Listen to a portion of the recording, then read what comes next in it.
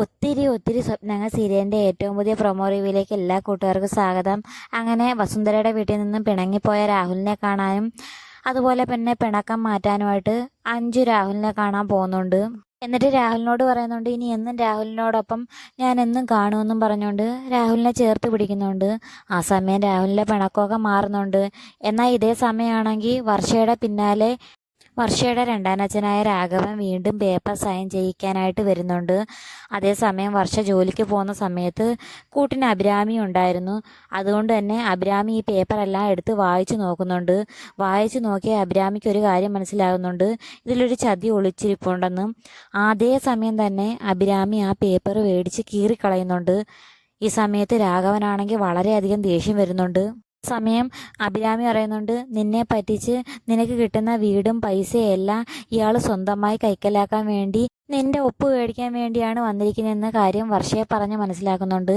ഇതേ സമയം രാഘവന് ദേഷ്യം വന്നിട്ട് പറയുന്നുണ്ട്, 6 മാസത്തിനകം നിന്റെ കല്യാണം നടത്താനല്ലേ തീരുമാനിച്ചിരിക്കുന്നത്, 6 മാസത്തിനകം നിന്റെ 16 അടിയന്തരമാണ് നടക്കാൻ പോകുന്നതെന്നൊക്കെ പറഞ്ഞുകൊണ്ട് വളരെ ദേഷ്യത്തിൽ രാഘവൻ പോകുന്നുണ്ട്. ആ സമയം വർഷയ്ക്കാണെങ്കിൽ ചെറിയ പേടിയും ടെൻഷനും ആവുന്നുണ്ട്. എന്നാൽ അഭിരാമി വർഷയെ പറഞ്ഞ് സമാധാനിപ്പിക്കുന്നുണ്ട്. താൻ പേടിക്കാതിരിയടോ, എല്ലാത്തിനും കൂട്ടിന് ഞങ്ങളെല്ലാവരും ഇല്ലേ, പിന്നെന്തിനാ താൻ പേടിക്കുന്നതെന്നൊക്കെ പറഞ്ഞുകൊണ്ട് വർഷയെ പറഞ്ഞ് സമാധാനിപ്പിക്കുന്നുണ്ട്. എന്നാൽ ഇതേ സമയം വസുന്ധരയ്ക്കാണെങ്കിൽ യാതൊരു സമാധാനവും ഇല്ല. വിവേകിൻ്റെയും വർഷയുടെയും വിവാഹം നടത്താൻ യാതൊരു താല്പര്യവുമില്ല. വസുന്ധരയാണെങ്കിൽ എങ്ങനെയെങ്കിലും ശിവനന്ദയെ കല്യാണം കഴിപ്പിച്ച് മകൻ്റെ ലൈഫ് സെറ്റാക്കണമെന്ന് വിചാരിച്ച സമയത്താണെങ്കിൽ വിവേകിന് വളരെയധികം വർഷ ഇഷ്ടപ്പെടുന്നതും മാത്രമല്ല, വർഷയല്ലാതെ വിവേക് വേറെ ആരെയും വിവാഹം കഴിക്കത്തില്ലെന്ന് തറപ്പിച്ച് നിൽക്കുന്നുണ്ട്. മാത്രമല്ല, വിവേകിൻ്റെ ജാതകപ്രകാരം 6 മാസത്തിനുള്ളിൽ വിവാഹം നടന്നില്ലെങ്കിൽ പിന്നീട് 3-4 വർഷം കാത്തിരിക്കേണ്ടി വരും. ആ സമയമാകുമ്പോഴത്തേനും വിവേകിന് ഒരുപാട് പ്രായം കൂടിപ്പോകുമല്ലോ. ഇതുപോലുള്ള ടെൻഷൻ കാരണം എങ്ങനെയെങ്കിലും വർഷയുമായിട്ടുള്ള വിവാഹത്തിന് വസുന്ധര സമ്മതിക്കുന്നുണ്ട്. എന്നാൽ ശ്രീനാഥിൻ്റെ കാര്യം കൂടി അറിഞ്ഞപ്പോഴത്തേനും വസുന്ധരയ്ക്ക് ആകെ ദേഷ്യമാകുന്നുണ്ട്.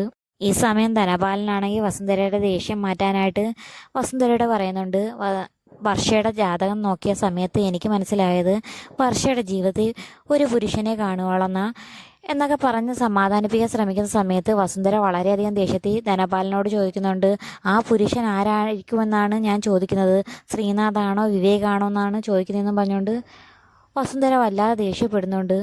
എങ്ങനെയെങ്കിലും വിവേകും ധനപാലനും എല്ലാവരും കൂടി ചേർന്ന് വസുന്ധര തൽക്കാലം ഒന്ന് സമാധാനിപ്പിക്കുന്നുണ്ട്. പിന്നീട് വർഷ ക്ഷേത്രത്തിൽ പോകുന്ന സമയത്താണെങ്കിൽ വർഷ ക്ഷേത്രത്തിൽ വെച്ച് ശ്രീനാഥിനെ നേരി കാണുന്നുണ്ട്. സന്തോഷം കൊണ്ട് വർഷ ഓടി ചെന്ന് ശ്രീനാഥിനെ കെട്ടിപ്പിടിക്കുന്നുണ്ട്. അത് കണ്ടുകൊണ്ട് വരുന്ന വിവേകാണെങ്കിൽ ആകെ തകർന്നു നിൽക്കുന്നതായിട്ടാണ് കാണിക്കുന്നത്. എന്നത്തെയും പോലെ വർഷയുടെയും വിവേകിൻ്റെ സ്വപ്നമാണോ യാഥാർത്ഥ്യമാണോ എന്ന് കാത്തിരുന്ന് തന്നെ കാണാം. അപ്പം വീഡിയോ ഇഷ്ടമായ ചാനൽ സബ്സ്ക്രൈബ് ചെയ്യാനും സപ്പോർട്ട് ചെയ്യാനും മറക്കല്ലേ കൂട്ടുകാരെ.